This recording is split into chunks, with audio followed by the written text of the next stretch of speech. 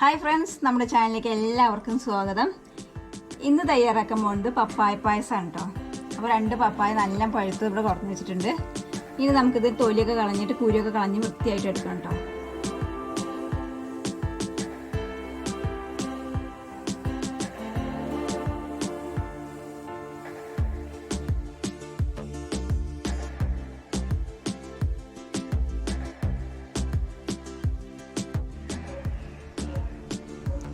രണ്ടെണ്ണം അങ്ങനെ തൊലി കളഞ്ഞ് എടുത്തിട്ടുണ്ട് കേട്ടോ. തൊലി കളയുമ്പോൾ തന്നെ കണ്ടോ ചെറിയ പൊട്ടലൊക്കെ വന്നിട്ടുണ്ട്, നല്ല പഴുത്തത്. അതുകൊണ്ടാണ് ഇനി നമുക്കിത് കീറിയിട്ട് അതിൻ്റെ ഉള്ളത്തെ കുരുവൊക്കെ ഒന്ന് മാറ്റിയെടുക്കണം.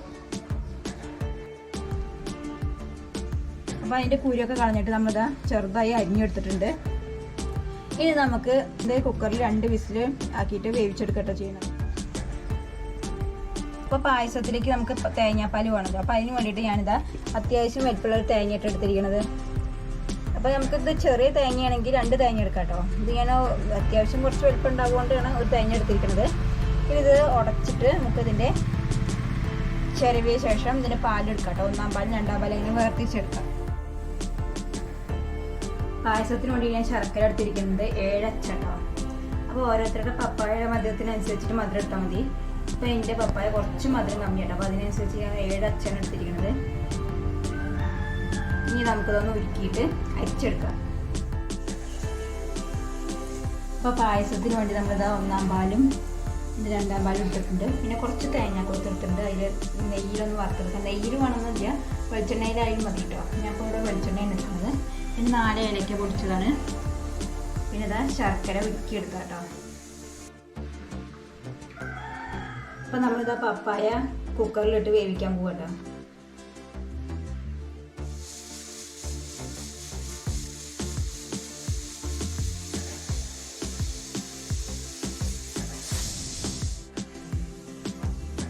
അപ്പോൾ നമ്മളിതാ പാത്രം അടുപ്പത്ത് വെച്ചിട്ടുണ്ട്. അതിലേക്ക് കുറച്ച് വെളിച്ചെണ്ണ ഒഴിച്ചു കൊടുത്തിട്ടുണ്ട് കേട്ടോ. ഇനി ഇതിലേക്ക് നമുക്ക് കുറച്ച് തേങ്ങ കുറച്ച് വറുത്തെടുക്കാം.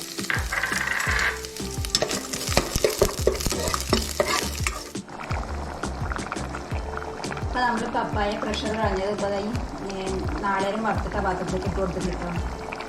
ഇനി ഇതിലേക്ക് നന്നായിട്ട് തിളച്ചുന്നുണ്ട്. അപ്പോൾ നമുക്ക് ഇതിലേക്ക് ഇനി ശർക്കര പാനി ഒഴിച്ചു കൊടുക്കാം.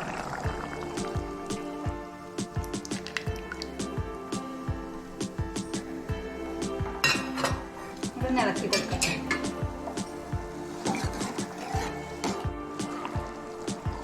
ശർക്കര പാനിയൊക്കെ ഒഴിച്ചപ്പോൾ നന്നായി തിളച്ചു വന്നിട്ടുണ്ട്.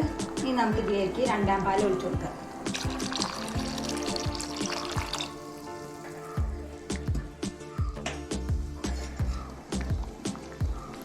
അതിനുശേഷം ഒന്നും കൂടി ഇളക്കി കൊടുക്കാം. 2-ാം പാലൊക്കെ വെച്ചിട്ട് നന്നായി തിളച്ച് വന്നിട്ടുണ്ട്. ഇനി നമുക്കൊന്ന് ഫ്ലെയിം ഒന്ന് കമ്മിയാക്കിയ ശേഷം 1-ാം പാൽ കൂടി ഒന്ന് ഒഴിച്ചു കൊടുക്കാം കേട്ടോ.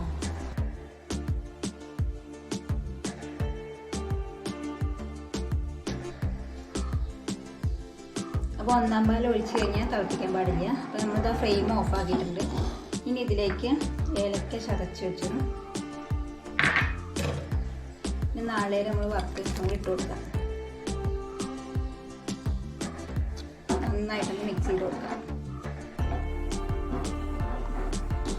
അപ്പം അങ്ങനെ പപ്പായ പായസം റെഡിയായി വന്നിട്ടുണ്ട്.